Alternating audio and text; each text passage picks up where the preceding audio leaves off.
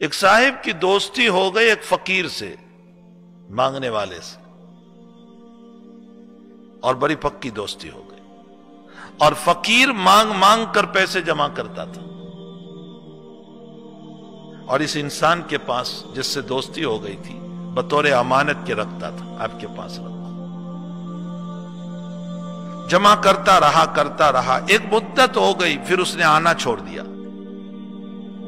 اس فقیر نے آنا چھوڑ دیا، تو جس آدمی کے پاس امانت رکھی تھی اس کو فکر ہوئی کہ بھئی اس کی امانت میرے پاس ہے اور وہ آتا نہیں ہے، کیا ہوا اس کا، کہیں مر تو نہیں گیا، کوئی مسئلہ تو اس کا نہیں ہوا، تو اس نے جو اپنا ایڈریس دیا تھا، اپنا جو عنوان دیا تھا، اپنا جو ٹھکانہ دیا تھا، یہ آدمی اس کو تلاش کرتے ہوئے اس ایڈریس پر پہنچا، تو دیکھا کہ وہ بیمار پڑا ہوا ہے، اکیلا ہے، بیمار پڑا ہوا ہے، تنے تنہا زمین پر لیتا ہوا ہے۔ اس نے جا کر کہا کہ بھئی وہ تیری امانتیں ساری میرے پاس ہے، تو کہا کہ میں تیرے ہی انتظار میں تھا، اب تو میرے پاس 1-2 دن رہ، اس لیے کہ مجھے پتا نہیں میری روح کب نکل جائے، میں آخری وقت میں چل رہا ہوں، لیکن میری تجھ سے وصیت یہ ہے کہ میرا جتنا مال تیرے پاس ہے وہ سارا کا سارا مال میری قبر میں میرے ساتھ رکھ دینا، ٹھیک ہے؟ اس کی موت ہو گئی، اس آدمی نے وصیت کے مطابق اس کو غسل دیا، کفن دیا، اس کو دفنا دیا اور اس کا مال رکھ دیا۔ وہ کہتا تھا کہ تجھے معلوم ہے مجھے مال سے بڑی محبت ہے، اس لیے میرے ساتھ قبر میں رکھ دینا۔ اس کے مال کو قبر میں رکھ دیا گیا۔ کچھ وقت کے بعد اس آدمی کو دل میں یہ بات آئی کہ بھئی وہ تو مر گیا، گل گیا، سڑ گیا، اس کی بودی ختم ہو چکی ہوگی، اس کو مال کی کیا ضرورت، لاؤ میں اس مال کو نکال لوں، کچھ کام آ جائے ہمارے۔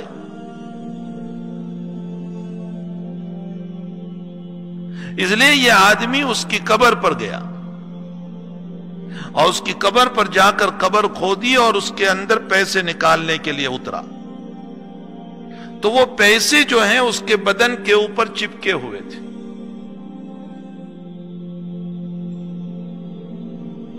اس نے ایک سکہ یوں اٹھایا اور ہاتھ میں جو جلن شروع ہو گیا، بہت ایسا فائر ہونے لگا اس کے ہاتھ میں کہ برداشت سے باہر، پریشان۔ اب یہ ہر وقت پانی میں ہاتھ ڈالتا ہے، جب تک پانی میں ڈالتا ہے ذرا سی راحت، اس کے بعد پھر فائر شروع ہو جاتا ہے، جلن شروع ہو جاتا ہے، پھر پریشانی شروع ہو جاتی ہے۔ کئی لوگوں کے پاس گیا، ڈاکٹروں کے پاس، حکیموں کے پاس، طبیبوں کے پاس، علماء کے پاس، کئی لوگوں کے پاس گیا، لیکن اس کا جلن اور اس کا فائر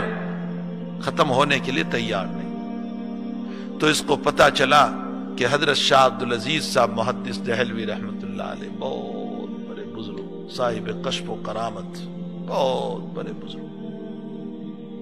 اور ان کے باپ شاہ ولی اللہ صاحب محدث دہلوی بہت بڑے، اور ان کے دادا شاہ عبد الرحیم صاحب رحمت اللہ علیہ بہت بڑے۔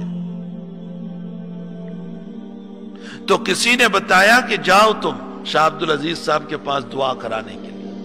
شاید کہ اللہ تجھے اچھا کر دے۔ میں کچھ سنانا چاہتا ہوں اس واقعے پر جو بہت کام کی بات ہے۔ یہ آدمی شاہ عبدالعزیز صاحب کے پاس گیا اور پورا واقعہ سنایا کہ حضرت ایسا ہوا، اور میں وہ سکہ لینے گیا، اتنے میں میرے ہاتھ میں جلن شروع ہو گیا، اور میرے جلن کا حال یہ ہے کہ اب مجھ سے برداشت نہیں ہوتا، اور کئی دن ہو گئے کہ میرا جلن ختم ہونے کے لیے تیار نہیں، اور میں پانی ہر وقت ساتھ لے کر چلتا ہوں اور اس میں ہاتھ ڈالے رہتا ہوں،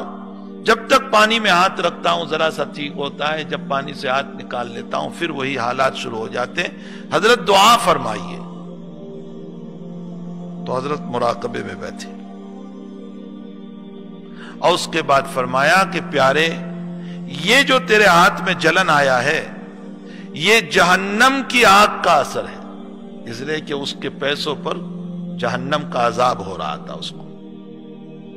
اور تو لینے گیا تو جہنم کی آگ کا اثر ہے۔